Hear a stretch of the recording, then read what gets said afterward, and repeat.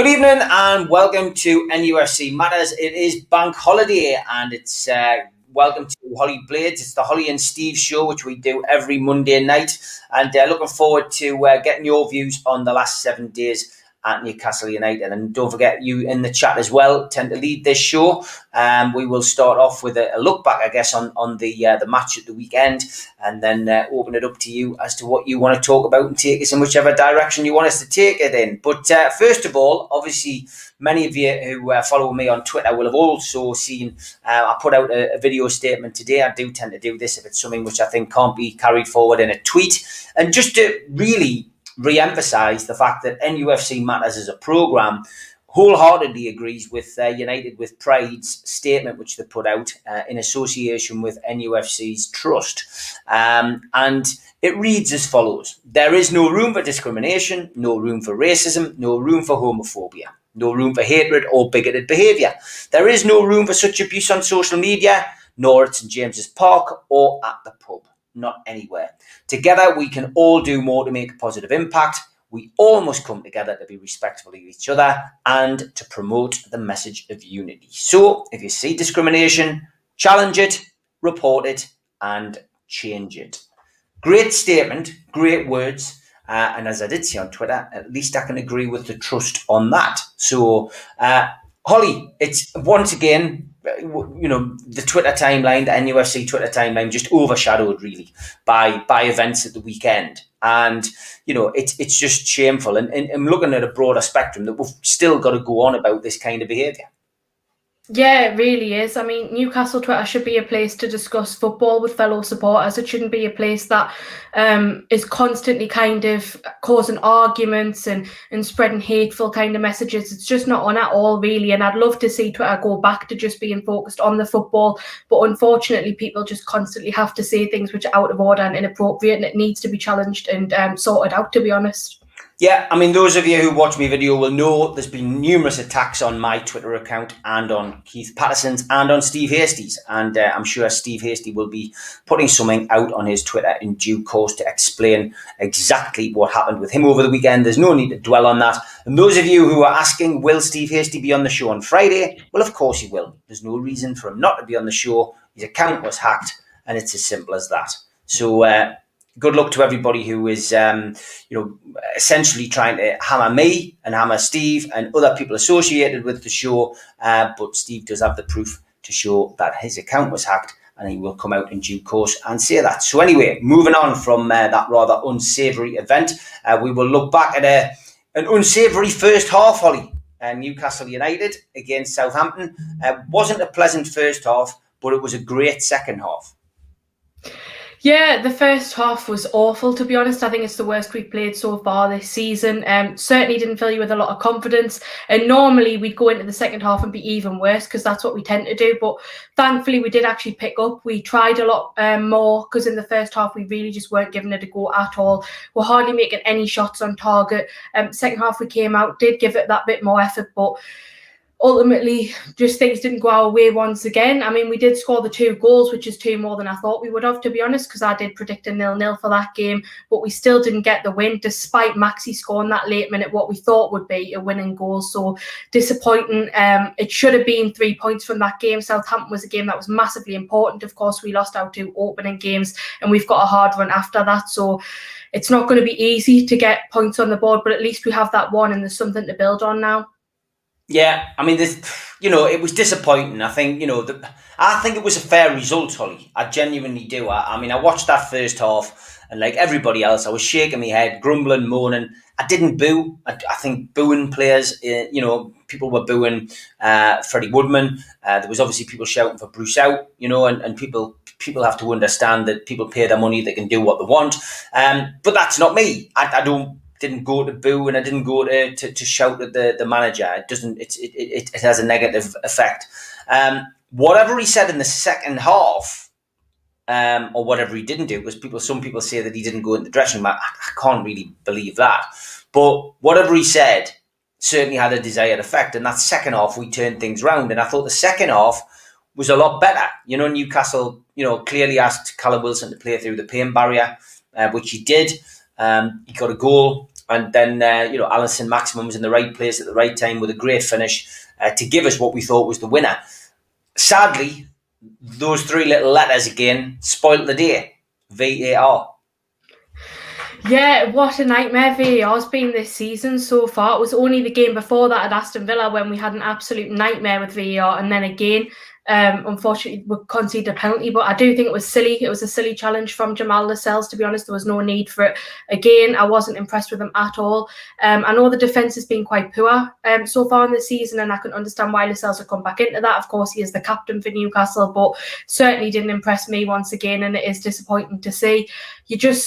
You really want him to stand up and step up as a captain, because we need someone in that squad that is going to just put the motivation into the players. Because yes, the second half we tried, but we should have been starting right from the very first kick of the ball, and we didn't do that. In my opinion, we were just very, very slow, lazy, and it was almost like we were scared to even try to score. And this is the worst thing for me, is when we don't even give it a go. Like, yes, you might miss multiple shots, but you've got more of a chance of scoring if you actually have a shot than if you don't at all and you play in the middle of the park. It's never going to happen.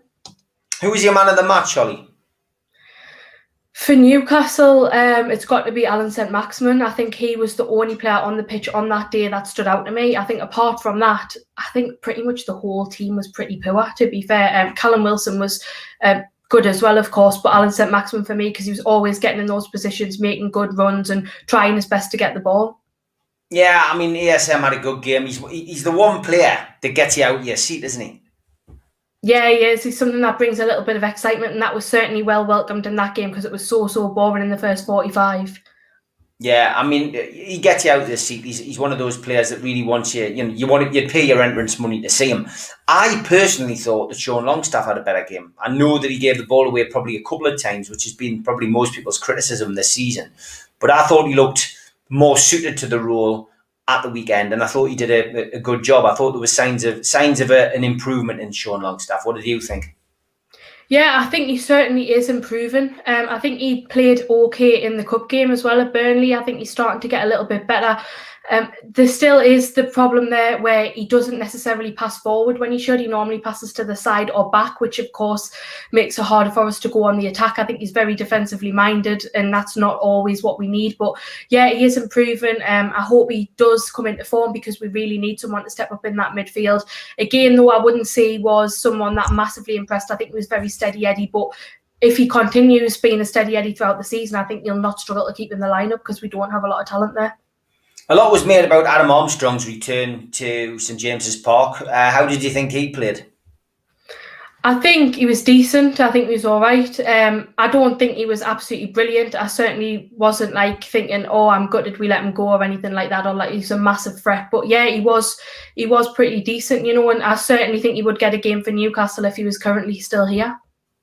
Yeah, I mean, he was full of running, full of energy. He obviously was, the person fouled for the penalty at the end. I bet he wished he'd taken it. But yeah, I mean, it was a decent performance by him. Lascelles obviously made the mistake for the penalty, but overall, how did you think he played? I don't think Lascelles was great. Yet again, he came back in as a centre-back, and I wasn't impressed at all. I've seen worse games from him, but I've certainly seen a lot better, and I expected him to be better than he was. And you'd think he'd be wanting to prove a point of why he should be constantly in that starting lineup, and for me, he just didn't do that.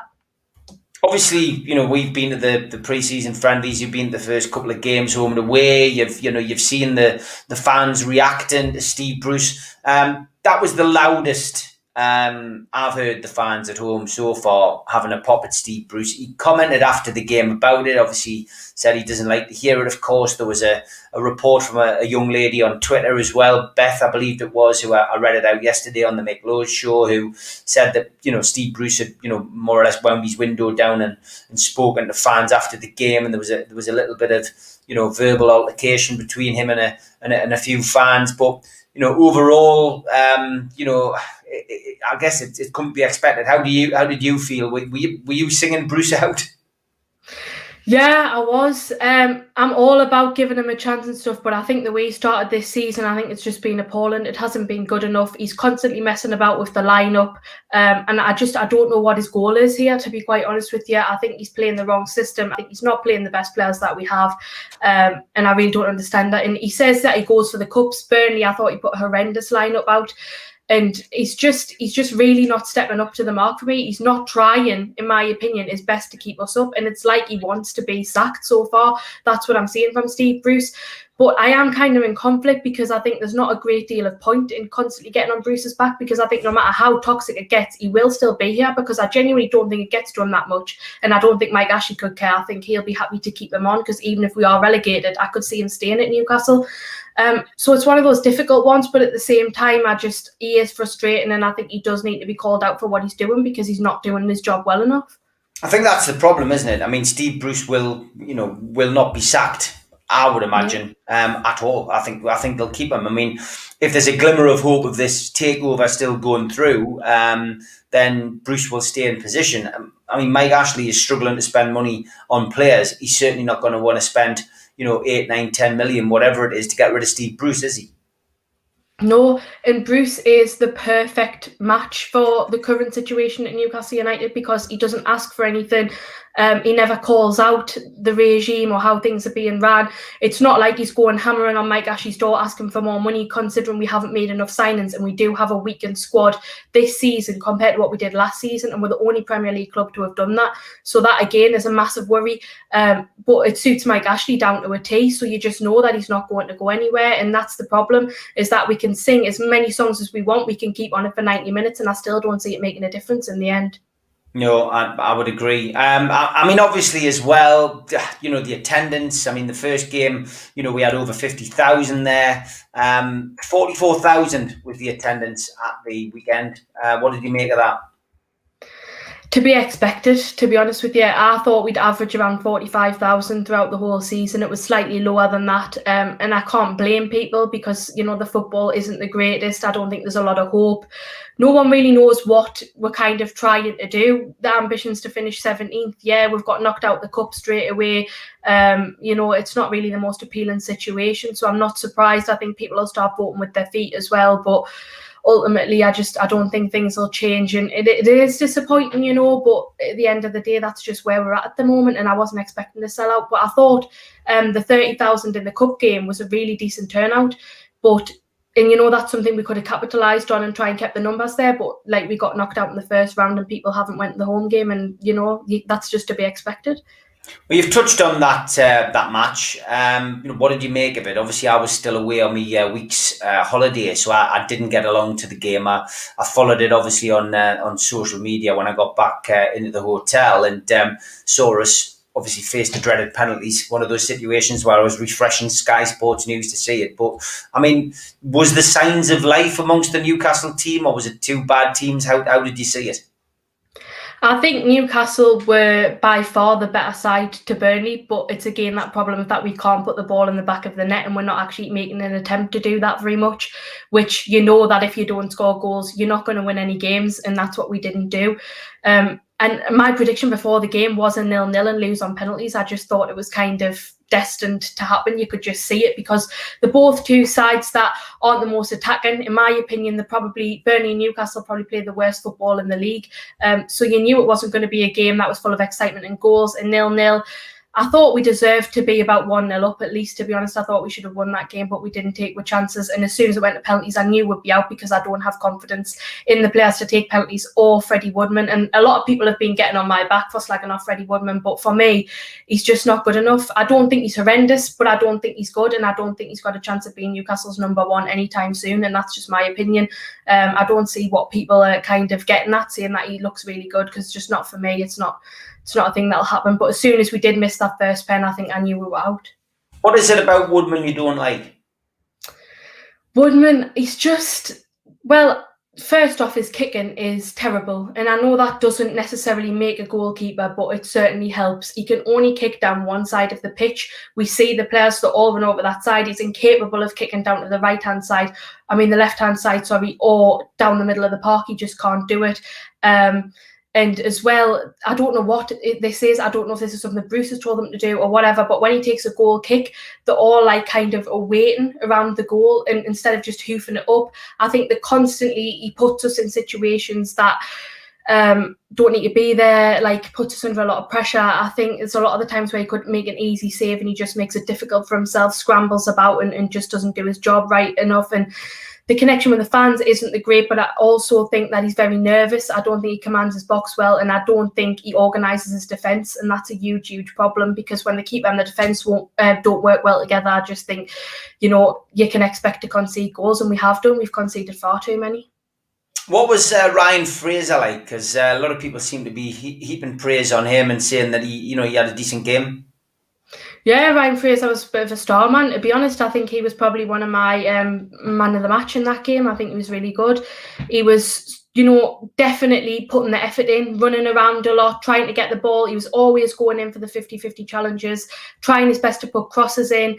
There was a bit of a weird situation with him and Jamal Lewis, because Lewis came into the side. Obviously, we haven't seen a great deal of him, and he was constantly just hanging around Fraser. Every time he got the ball, he gave the ball to Fraser to put into the box, to cross into the box. So I don't know if that's just a lack of confidence from Lewis, or I don't know what that's about, but it was certainly very, very bizarre. But Fraser was really good. Yeah, I mean, when he came on as substitute again at the weekend, I thought he certainly, ignited a little bit of pace. There was a little bit more urgency, and he looked lively. Yeah, he did. He looks like he really wants to be playing. He looks like he's trying his best to keep in the side. And for me, I think he should have started that game. I'm surprised he didn't, to be honest, because I think Steve Bruce should have been impressed by him. So the fact that he was on the bench was a bit bizarre. He came off the bench, did pretty well. So hopefully you can see him start more matches, because the other players just aren't kind of playing as well as they could be. And Almiron, for me, I'm a big fan of Miguel Almiron. I think he does try his best. He's got a lot of pace, but for some reason in this formation and just going into this season, I think he's been very, very poor, and he hasn't been good enough to stay starting games, and yet he has been still getting that chance. So I think now it's time to maybe put him on the bench, give him a bit of time to sort out whatever's going on, maybe think if the system's working for him, if they want to change things around, but put Fraser into that side, because Almiron just isn't working for me, and I don't think he's adding anything to our game. It's interesting because Mick Lowe was on the show yesterday. Didn't have a good word to say really about Almiron. He thinks that he's not up to the job. He doesn't think that he's the player that we thought he was when we signed him. And contrasting view to what you have really. Yeah, I think that he has went downhill a little bit since we signed him, but I think, there's many factors that come into that. I think he still has got a chance to play well, though, and I think that's just down to maybe formation, and I think he deserves to get that chance and see if Bruce can sort something out that'll suit him better, because I wouldn't write him off yet. Dwight Gill not getting a look in again. Joe Linton came on, and I mean, to be fair, Joe Linton did have a small part to play, cutting the ball back, for the opportunity which led to the goal. But ultimately, Dwight Gill, again, just not getting that opportunity to come on and shine. And really, he's like for like when Wilson went off. Yeah, he is. I didn't expect Gill to come on, though. I always thought it would be Joe Linton. I think Joe Linton normally comes on every game. He seems to be one of the favourites of Bruce. And Joe Linton, he's not horrendous. He gets a lot of stick because, of course, he cost us an insane amount. He was meant to be a striker. He's clearly not a striker. But when he does come on, he usually does all right. He holds the ball up well, makes sure we're not under a lot of pressure, but he can't score goals, which is the thing that we need someone to do at the moment. But then again, I don't think I'd have much more confidence in Dwight Gill coming on and scoring a goal. I think there's times when he comes into the side and plays well, but overall, I never thought he has been a Premiership striker. I think he's always been a Championship striker, and he's a great one at that. But for me, I don't think he's got a chance to make it in the side. No, I mean, it's it's just disappointing that this is where we're at. Obviously, transfer window about to slam shut, and rumours abound that Chowdhury could be on his way. How would that fit with you? Would you be happy to see him arrive, or are you just at the point now where anybody coming in is a bonus? Yeah, I am at that point, exactly. I just want to see bodies through the door, because clearly the squad that we have at the moment isn't good enough. It's a weakened squad and we need people in the squad.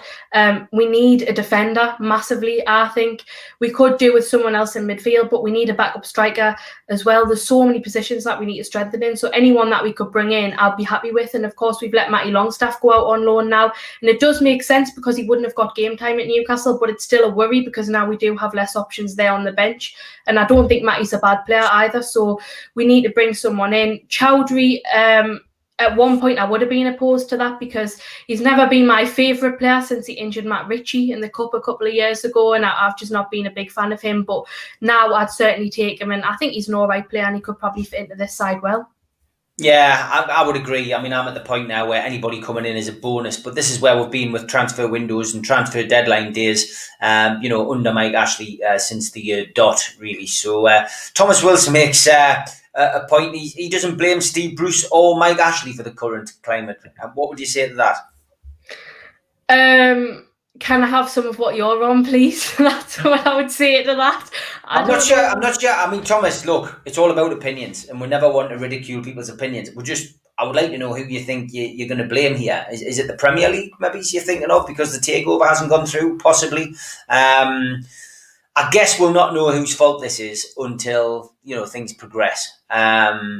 And we get to know exactly what Mike Ashley's up to here.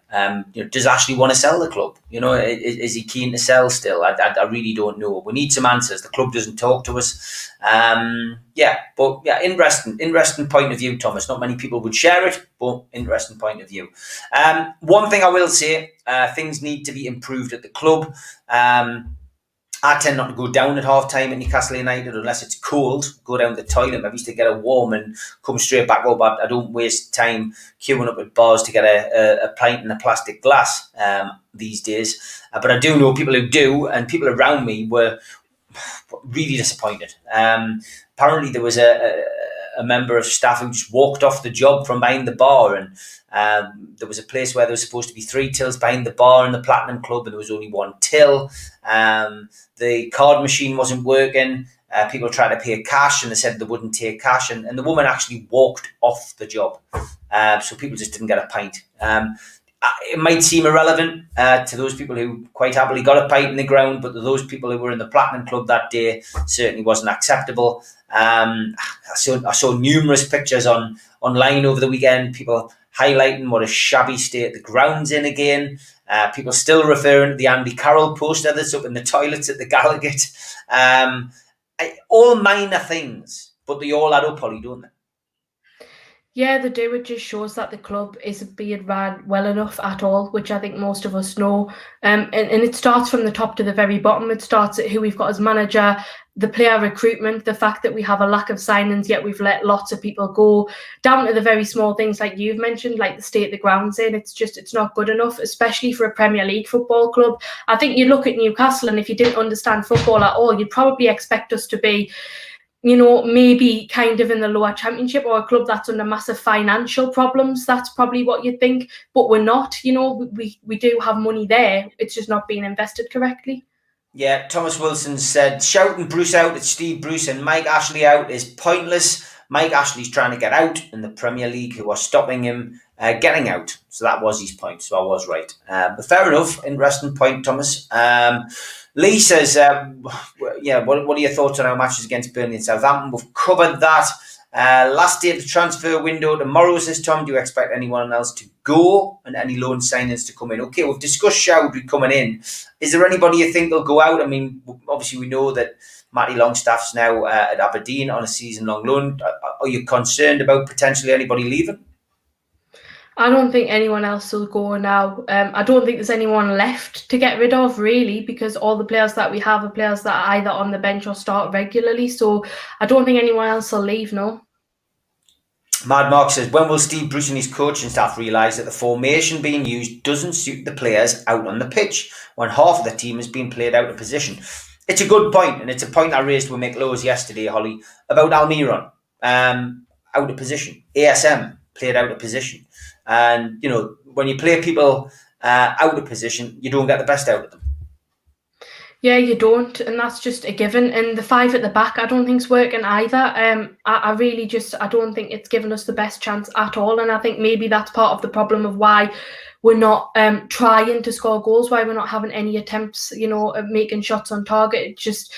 We're just constantly kind of playing at the back, but that's because of how defensive we're playing, and we do need to make a change there. I think it's more just nerves if we make a change and then something goes drastically wrong, everyone will be on Steve Bruce's back. But when your current system isn't working and you're not getting points, then something has to happen, otherwise we'll continue to not get points. Yes, I would agree. Simon, he says, hi, looking forward to seeing you on 29th of October, Steve. Hope you were there as well, Holly. Of course, the thing he's mentioning there's an event we've just announced. It's an evening with Gavin Peacock, 29th of October. Tickets are now on sale on the website, £15 to meet Gavin. He is up that weekend on the Friday night for the Chelsea game. I think he's doing a talk in one of the lounges, of course, at the club. But it's at the Tyneside Irish Centre. Tickets are £15, 7 o'clock kickoff. And great opportunity to listen to Gavin talk about his career. Take your questions. £15 includes a chance to meet him and get something signed. So NewcastleLegends.com, just click on the shop and you will find the tickets are on sale for that now. And whilst we're on with promoting events, finally, 2020's Christmas party is confirmed as November the 19th, 7 o'clock start. Tickets, as they were before, £12 available on NewcastleLegends.com. Just click the shop. Those of you who've already ordered tickets, we will now be posting tickets out. We should have them in the next 7 days and be posting them out to you. And I know people like Kenny Ranson, who's in the chat tonight, I know he was keen on coming and knowing the date. Well, that's the date, November the 19th. And we will be making more announcements as we go. Malcolm MacDonald is now the guest speaker. Lee Clark is otherwise engaged that night, but that's the only night we could get the Irish Centre. So, £12 proceeds going to the food bank. And look forward to seeing you all there. And as you know, we've already handed over £500 of that ticket money to the food bank. With more tickets being available, we hope to raise a lot more. So come along and support us. And hope to see you there. And Protest NUFC, you can find them on Twitter at Protest NUFC, or having a meeting this week at the Irish Centre as well at 7 o'clock, and all fans are welcome. They're there to introduce themselves, to have a chat with fans, and to get ideas as to how they can potentially assist the club in moving from one owner to another, amongst other things, and trying to get a bit of unity amongst the fan base, which of course we will always try and support on NUFC Matters. So get yourself along, 7 o'clock, free entry into the Irish Centre on 7 o'clock to support Protest NUFC. And time to give the sponsors a shout out as well, as always at this time of the show. Big thank you to Spider VPN, who've been with us for the last 4 or 5 months now. For all your internet security, Google Spider VPN. They come up at the top of your search engine, and they are the boys to trust if you want to protect your passwords or anything on your computer. Maybe prevent yourself from getting hacked, Steve Hasty. And we've also got skipsandbins.com, who have been with us again and are staying with us again next month.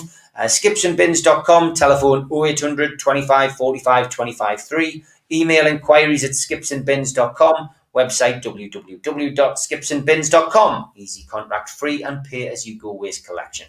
Also, a big thank you to L&G Family Funeral Directors, who you can contact on 01913897245, or Darren Baldwin Funerals.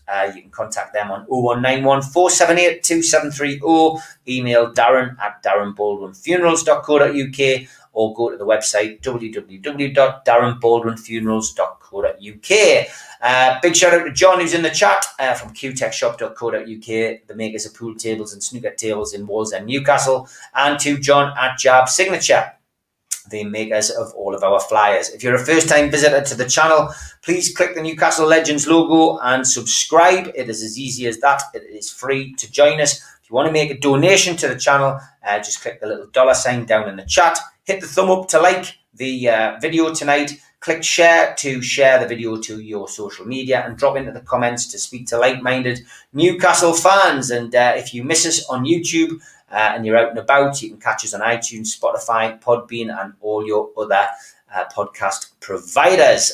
Well worth having a listen on there. We still have the NUFC Fans Foodbank.co.uk match day bucket operational, and when John is back on his feet from QTech, he will be doing the pool night. So you've still got time to enter the raffle for that wonderful consortium of supporters Newcastle watch, which will be a one-off, and get yourself into that. Okay, back to your questions. And Darren Cowan says, when I mentioned transfer deadline day, he says, tomorrow's Tuesday for all Newcastle United fans. I think you are right there. Rachel, what a terrible game on Saturday. The first half was like watching a bad Sunday league team. Rachel, the good thing is you met Supermac outside the ground, and we all saw the photograph. So I hope that was a plus point of your day. Spenny Mag, good evening, mate. He says, my view of the match on Saturday: Lascelles doesn't mark anyone, tells everyone else to do so. Willock's not fit enough. Richie's not a defender, and the team is crying out for leaders. What do you make of that, then, Holly? I think that he's pretty much bang on, to be honest. Richie, yeah, like he's just not been as good as he has been in the past couple of games. I think he has been played out of position. Same for a few players though. Lascelles, he's pretty much spot on with, and I think Joe Willock. Willock's a funny situation because I think there's a lot of pressure on him when he came back into the team, because he had that great run at the end of last season scoring goals, and when he didn't come back and do that straight away, I think a few people might have got on his back, which is a bit too soon to do that, and there was a lot of pressure on him, and with him being out only signing as well, that adds even more. But he's been okay. He certainly hasn't been as good as he had been in the past, but there's still plenty of time. We need to give him that chance, and I hope he does eventually manage to step up to being the player that he was, because if he doesn't, I think we're going to have a big problem. Because this is the thing, when you sign one player to rely on them, and then if they don't perform how you want them to, then you're in a bad situation.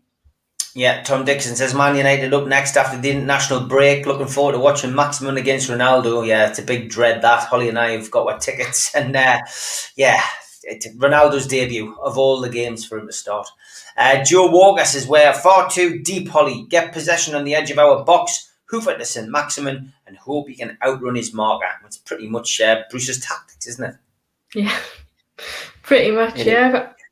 Rachel says, another ridiculous penalty given away. What were they doing? Why are they still letting penalties happen? It has been a strange set of penalty results against Newcastle, hasn't it, in recent weeks?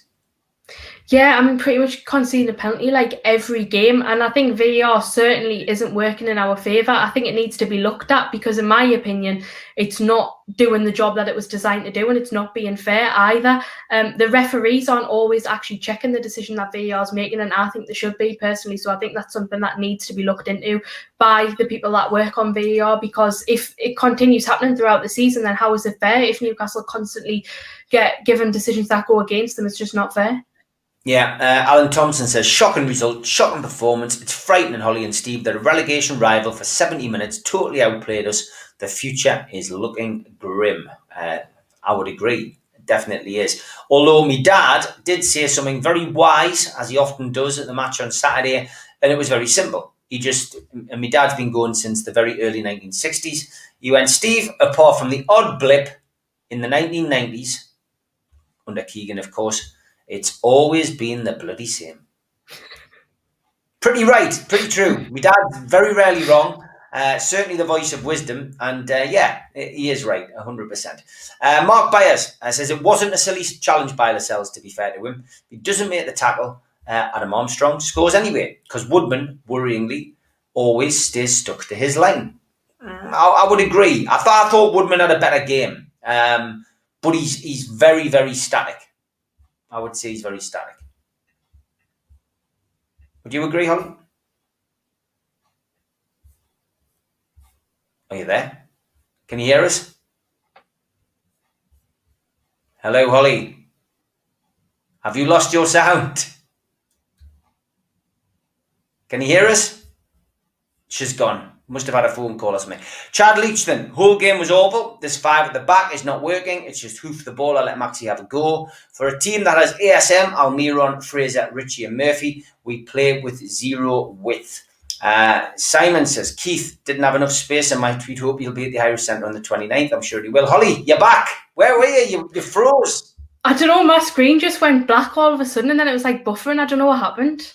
No worries. Thomas says, calm down. Nothing's going to change unless Steve Bruce leaving or sacked, but I can't see it happening. Okay. Thanks for that, Thomas. And so fourth bottom, goal difference is -4. Is the new shirt Magic 4 in action, says Jeff. That bloody 4. I know, I'm sick of the number 4, honestly. But yeah, it doesn't make good reading, does it? No. Rachel says, Fraser looks like a different player to last season. I think we'd agree on that. Definitely. He certainly has the bit between his teeth. Yeah, I agree, 100%. Yeah, the games moved on from Bruce. For me, we need a young, progressive coach with fresh ideas. The current owner isn't going to spend, so spend on a decent coach is vital, says Clarkey. Derek reckons we're going to be in the bottom 3. I still think there's 3 worst teams. Mad Mark says Almiron's not a midfielder. Bruce is making him look rubbish. I would agree with that as well. Joe Walker says there's a player in Fraser, definitely. The one constant about our club is the fans. We were here before Bruce and Ashley and all the players, and we will still be here when they are all gone, says Jeff. And that is true. Yeah, it is true. That's what you've got to remember, that it won't be like this forever. Things will change. It's just thinking of how long that could be. Yeah, Simon Cox says, think Lampard would be a good replacement. Would love Gerrard, but we could never afford him until the takeover. Would you take Lampard? Yeah, I would take Frank Lampard. I think he did a really good job at Chelsea and he was unfairly sacked. Yeah, I think he will be a good manager. I think he'd love the challenge at Newcastle as well, back in the big time. Yano says, sorry, Holly, but it's pointless hoofing it up unless Big Joe's on the field because you're just giving away possession. Yeah, I think we always play with little possession, 30%, around 30%. I think we had against Southampton, which isn't good enough considering Southampton's in and around us in the league. Burnley, again, we tried to hoof the ball up then, but their team was massive in terms of height compared to our team, so it clearly wasn't going to work. They were winning the ball in the air pretty much every time. It's like, but that's the thing, we've got no plan B. We always just rely on one plan, and when it doesn't work, we don't change it and end up playing rubbish. Yeah, Simon Cox says, really want to take over. Rafa as director of football, Gerrard or Lampard as manager, and Gavin Peacock, Rob Lee and Warren Barton as coaches. God, we can dream, Simon, we can dream. Derek says, I keep on saying we need to go backwards to get new owners and rebuild. I mean, again, you know, the thought of dropping down into the Championship or even further, it just doesn't bear thinking about. Look at Sunderland. They're stuck there. And although they're top of the league at the moment, you know, it's not the first time they've gone out early leaders and been clawed back and ended up with nothing. So, you know, Sunderland's a prime example of where we don't want to be. I think only then, you know, as you say, would we get new owners, Derek, and things might change. But it's a big sacrifice and it's a big gamble with a football club of our size to even contemplate that. Alan Thompson says, Holly and Steve, since 1970 when penalty shootouts first started, we've only won 2 in 14 attempts. We are the worst in the Premier League. What a surprise. Yeah, I mean, I remember that one that we did win in recent times at St James's Park. But yeah, it's a nightmare, isn't it, Holly, the penalty situation?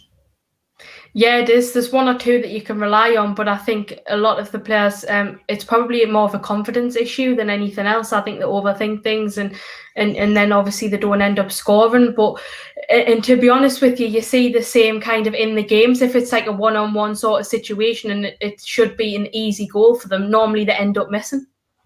Yeah, Life Goals, good evening. Says, being logical, Bruce gets the boot as most fans want. Who takes over?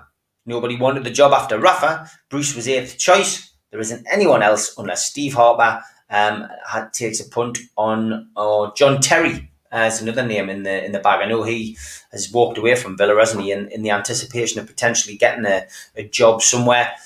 Who takes over if Bruce does go, in the unlikely case that Bruce goes, Holly?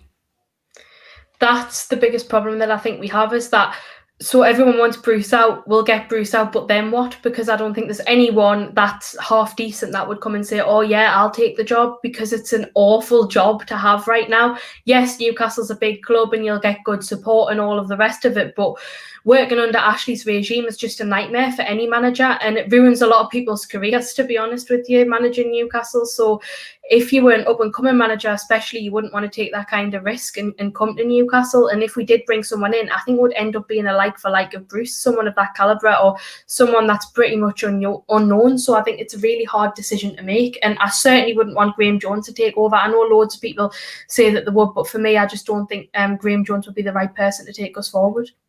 No, Troll says Gale isn't a lot better than Joe Linton, in my opinion. Yeah, I would agree as well. Definitely a championship player. Lots of people talking about Phil Jones and hoping that, a lot of people's hoping that he's not going to turn up. Alan Thompson says, breaking news, Steve Bruce getting sacked in the morning in 2050. Yeah, you're joking, but it has that kind of feeling at the moment. We need a young coach with local lads in the team who can grow together. The way Bruce has treated local lads is a disgrace. There's a hint of jealousy, maybe. Your opinion. Bede says, the problem with Ashley, he sees that we finished 12th last season, 13th the season before, therefore he's never going to pull the trigger, despite us being fortunate in terms of luck. That's a good point by Bede. Yeah, Steve Bruce has been very, very lucky, probably one of the luckiest managers to ever exist, but luck can only take you so far, and we can't constantly rely on luck every season. 12th last season was remarkable, and I don't know to this day how we did get to finish 12th, because I think we would have been lucky to finish 17th last season. And Mike Ashley does look at that and just think, oh, well, we should be fine, but we're really not, and it's going to be really difficult. And it's just that worry of when we do eventually make the drop, because I believe if we continue to be ran in the way that we are being ran, we will make the drop eventually. I just can't see us bouncing back up, and I think Ashley's deluded if he thinks that. Yeah, I agree. Gail at the minute has the heart of the P, says Keith Patterson. Hi, mate. Hope you're well. Neil Skinner says, very well said, Steve, at the top of the show. Relieved to hear that we will see Steve Hasty on Friday. Thank you, mate. Joe Walker says, and that's why we're knackered. Richard Morris says, with Man United away and Leeds to follow next up, I can see us being bottom of the league after 5 games. There are some teams having a worse start, though. Arsenal being one. Holly, that's a surprise. Yeah, Arsenal has had an absolutely shocking start to the season. I think their manager should be gone soon, to be honest with you. I know a few people saying, oh, will Arsenal make the drop? I don't think so. I think they'll manage to turn it around, but they haven't started off well.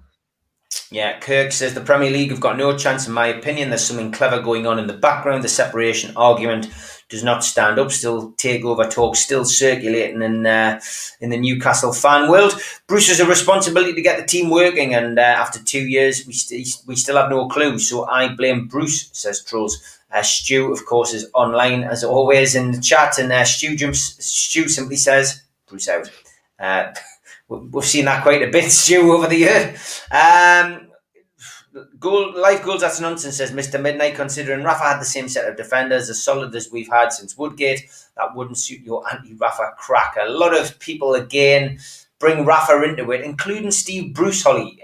He was back on with a comment pre-match, the press conference prior to the game of the weekend, criticising the former manager for getting rid of Adam Armstrong. It's totally bizarre. I knew he'd mention his name at some point because he seems to have some type of obsession or insecurity about Rafa Benitez. Since he joined the club, he's constantly mentioned his name. He hadn't mentioned him for a couple of weeks, so I was expecting it to happen, and he has done. Blaming him for selling Adam Armstrong, it's just really, really weird, I think. Derek says St James's sounds a lot like most Sports Direct shops, allegedly. Till's old and broken and staff just trying their best. It's just little things like that. Customer service is a big thing when people go to the game, especially when you're paying a lot of money to actually go. Mark Byers agrees, says Mike Ashley. Mark Byers says Woodman doesn't come off his line. Clark, he says, can someone not hack Mike Ashley's bank account? It's not advisable. It's a criminal offence, Clark. Kenny says the amount of things not working, like fridges, pie heaters, coffee machines, card machines, seems like the ground hasn't been tried and tested before letting the public in. I mean, yeah, it's a bit of a shambles at the moment. I mean, look at the season tickets, Holly, when people were receiving season tickets after the first game. Yeah, I know somebody that still hasn't got their season ticket, and they've been sending out match by match tickets, which is just a joke. Yeah, they've been down at the box office like 2 or 3 times and they still haven't sorted it, and people's cup tickets went missing as well. I think it's just a mess, really, isn't it? The whole box office situation. I don't know how they're running it, but they need to sort it out. It's just embarrassing. And like you said before, when you're paying good money, you do expect better. Yeah, it's a service at the end of the day. Life Goal says they're creaking now. Fernandes and Clark are massively on the decline, and Lascelles. Shaw's lost his pace since his injury, and Lejeune was never the same after injury, and Kraft is awful. Yeah, the back four does need a bit of surgery. Kenny Ranson, I love this. He says, as long as we stay above Arsenal and Leeds, we'll be okay. Yeah, I mean, Leeds is the one that surprised me a bit. I didn't expect them to be as bad as they have been, but I'm not going to complain because we're playing them soon, and I'd love to see us take some points from them. Yeah, Tom Dixon's asking what your thoughts are with Bruce just waiting on from the bench while Jones has stood round the players telling them what to do. That, of course, was in the Burnley Cup game, which I presume was when penalties were about to be taken. And Bruce did, if you remember, I got a photo of him at York City, Holly, the game that we went to at the start of the season, where Bruce was looking out towards the stands. And it was the very first drinks break in that game. It was 28 degrees down at York that day. The players were all in a huddle. Graham Jones was still on holiday. Steve Bruce was looking out in the stand. I know, it's absolutely crazy, but even in the game, you very rarely see him actually on the touchline shouting out, telling people what to do. It's just mad, and you'll see the players sometimes like looking over to him and kind of saying like, "Are you going to make a change or whatever?" And he's just acts blind to it all. But to be honest, I don't think it's a bad thing, because I think sometimes when Steve Bruce is giving them instructions, I think it just makes the game go wrong and it makes things even worse. So I was happy Graham Jones was taking charge. Yeah, Mad Marcus says if Bruce names 4 goalkeepers in a 25-man squad, there won't be a place for any new recruitments, even after we've let Matty go out on loan. Looks like we've got this lot until January. Yeah, the 4 goalkeepers in the squad is something which is still obviously open to debate. We're not 100% sure that's going to happen. It's going to be interesting to see what happens. I guess the longevity of the injuries to Dubravka and the COVID situation with Darlow, that's gonna dictate a lot about what happens. And Bruce and co need to make a decision on that. And you hope to see Bruce as the head coach gets some kind of say in that. Having 4 goalkeepers in a 25-man squad is a bit of a nightmare. I'm sure you can get a lone keeper if something disastrous happened, but I would need to check up on that. Derek says if the owner's given up, still thinks the club was sold. We are not a Premier League club; we're a Championship club. A lot of depressing messages coming in tonight. Yano says we can't defend with 3 centre-backs, so it's unlikely to improve if we play with 2 centre-backs, which is pretty good. Joe Walker says, does the VIP prize still count for the Christmas party? Oh, that's a private conversation. John says yes, Joe. Sorry, I've picked up on a conversation late on there. Steve Bruce, if you can fill the unforgiving minute with 60 seconds worth of distance run, yours is the earth and everything that's in it, which is more. You'll be a man, my son. Surely that's not a Steve Bruce quote, Life Goals. I did see his quote in the programme, which was, it's great to have fans back in the ground, and we'll look forward to giving them something to shout about. I bet he didn't expect it to be Bruce out, which was echoing around St James's Park at the weekend. Okay, next question is Alan. We're saying that the stadium is run down. I'll bet Sports Direct signs are all polished up for TV. I think you will find it hard to give up that prime time ad. Yeah, it's funny because I had a conversation with a few people at the weekend, Holly, about this, and I think people were taking the Castore strip sponsorship and the fact that they took over the shop is a bit of a plus point. But I just said, actually, it's actually put me more on a negative turn, in the sense that it's just another rent that Mike Ashley's collecting, having the shop in the ground. He doesn't have the worry of selling his gear in there anymore, and he's got his sponsor who's probably paying him rent. He has all the food outlets, laid off to different companies. Sodexo, I think, is still running the food and drink. Essentially, he's just subletting the ground and getting the money in. And ultimately, if he doesn't sell the club, he's still, as long as he's in the Premier League, is getting the Premier League TV money.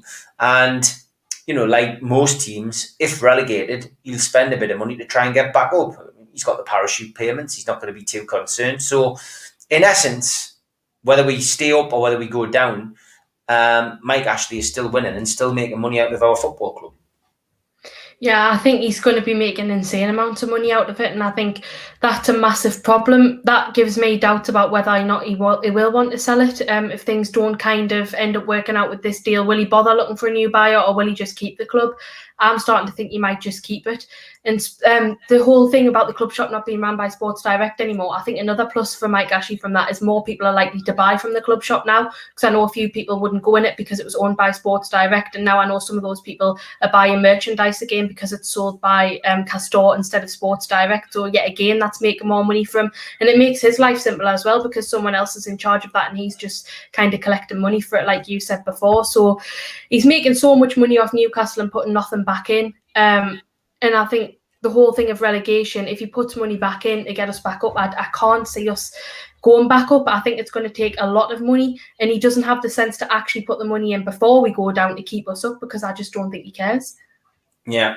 Tom says, would you take Papa Cisse back on a short-term deal? He's a free agent and wants to come back to the Premier League. I can see you smiling, Holly. Probably not. No, to be honest with you. I think we need to stop bringing players back that have been good at the club once a long time ago, because it didn't work out. You know, we've seen it not work out with Andy Carroll in recent times. Big fan of Cisse. You know, I'd love to see him come back and do well, but I just don't think we should be doing that type of stuff. I think we need to bring in new players and new ideas and stop living in the past. Life Goals, he said, that was a Mike Bassett reference, Steve. Oh, I should have known. Life Goals. Sorry, mate. You caught us unawares. Good one. Bruce thinks a staged radio interview and 5 minutes at the food bank. Don't forget he walked into the ground, the training ground as well, Clarkey. He's going to keep us off his back. Bloke's an idiot. A lot of negativity towards Steve Bruce. But yeah, that charm offensive was definitely well planned.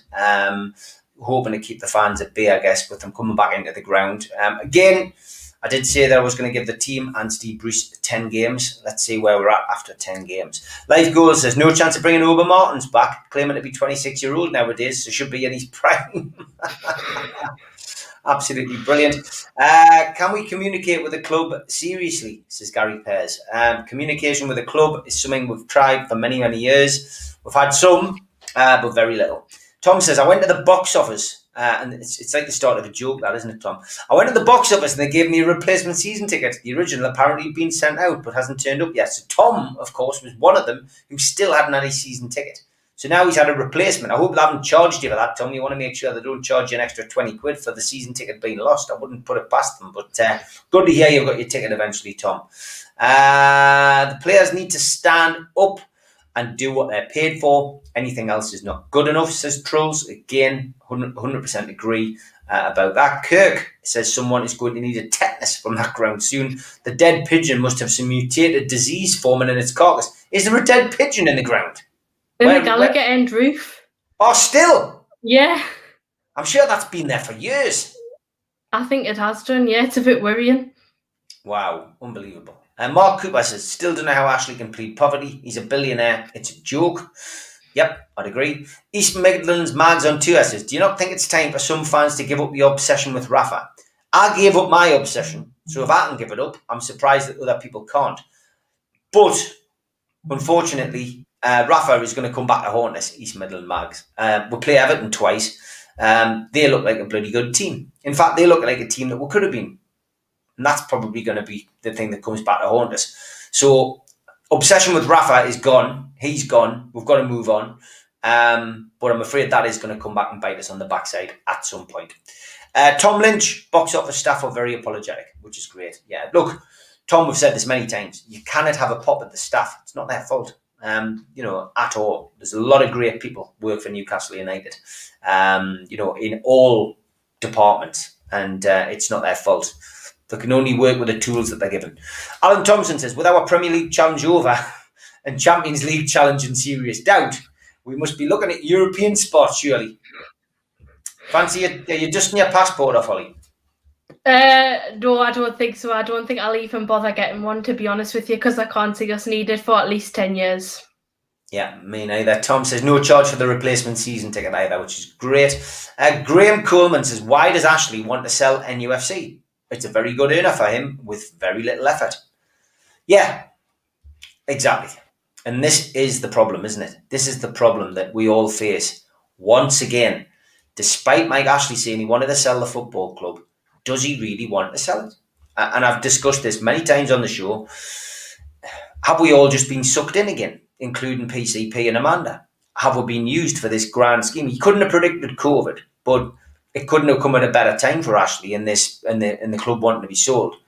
But let's face it, Mike Ashley's on a no lose situation here. He's got £17 million of a consortium's money, which is non-returnable, plus the £250,000 that was put down, in advance to get into the data room, and he's fighting legal battles to win compensation for the takeover that hasn't gone through, which will only benefit him.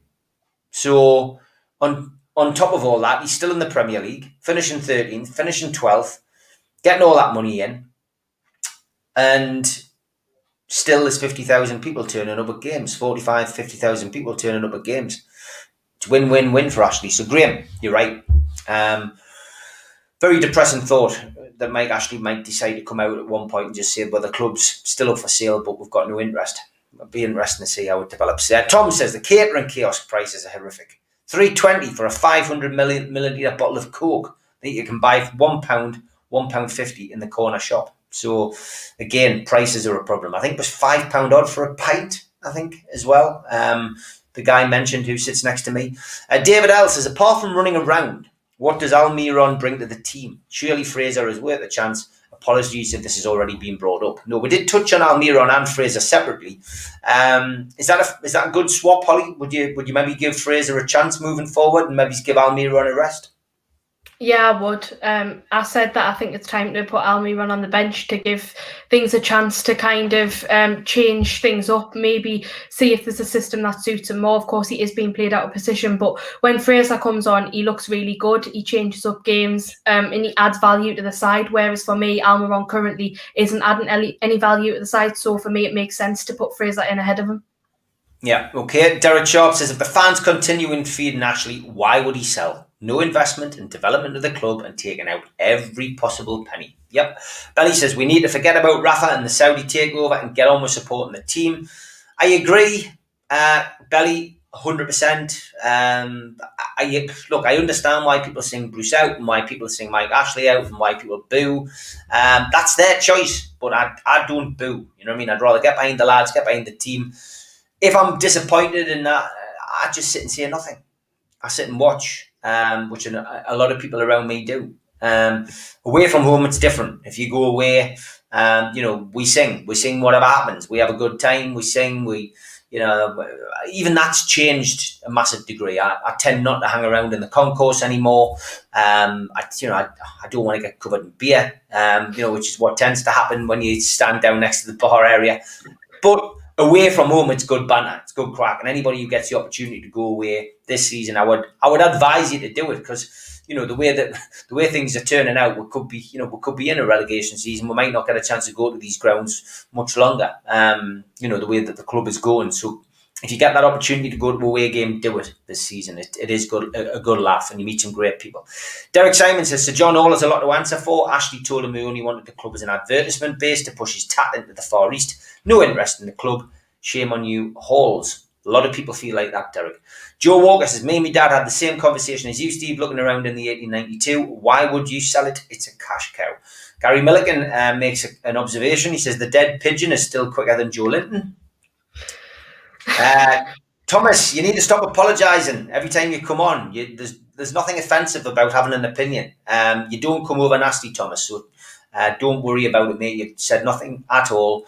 That all happens on Twitter, mate, not on this show. If anybody is offensive on the chat, they get booted. It's as simple as that. Where would you play Willock? Because he needs to start scoring goals. He's not fit, is he, Holly? No, I don't think he is. Obviously, his best position for me is probably kind of, either in the centre mid or slightly to the right-hand side. But yeah, he's just not fit, and I don't think he should be playing at the minute, because I think if he continues to play games where he's not playing at the best of his ability, I think it's going to knock his confidence, and it's just too much for a young player that's coming into the team. So I think maybe it's time to put him on the bench for a while. Yeah, Life Goes says, is it worth trying to play Miggy as a left wing back? I'd like Jamal Lewis to get a run of games now. We paid 15 million for him, clearly has ability but zero competence. Would you do that? No, I don't think that would suit him at all. I think it's you wouldn't get the best of Almiron. I think he's best to play on the wing, where he naturally plays. But we've just got a lot of talent in the side. Well, in terms of on the wing and stuff, that kind of keeps him out of that position. Rachel, what rehearsals? Oh my God, you're leaving us on a cliffhanger here. What rehearsals? You're going to have to let us know now. Is this musical? Is it theatrical? What is it? You'll have to let us know. My comment wasn't meant to be offensive, Dylan. I'm not sure what it was, but no offence taken. Looking forward to seeing Ronaldo close up. Next year, we'll be watching Championship football. As George, my sentiments exactly the same reason I'm going to Old Trafford to see Ronaldo make his debut. Oh, Rachel's in a play. Rachel, you will have to inbox us and let us know. As an actor, I would like to come along and see you if that is possible. So give us a shout and let us know. That hour has flown over, Holly, as always. Thanks to everybody in the chat. Been great to have your comments. As always, big shout out to everybody who contributed. Don't forget, get yourself on to newcastlelegends.com. Get your tickets for the Christmas do and for the Gavin Peacock event. Be great to see as many of you there as possible. And at the weekend, if you still haven't got them on Wowchat and Groupon, I think that both offers come to an end tomorrow. I have got that Legends do coming up at the Tyne Theatre.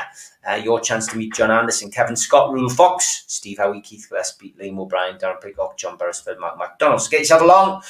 Be good to see you at that one. If you click Groupon and Wowcher, you will be able to buy tickets for that there. I'm back tomorrow night for a transfer special. Hopefully we'll have somebody coming through the door for me and Liam to talk about, but that we will be live at 6 o'clock tomorrow night, so look forward to seeing you then. Holly, I will see you next week. Take care. Take care, bye.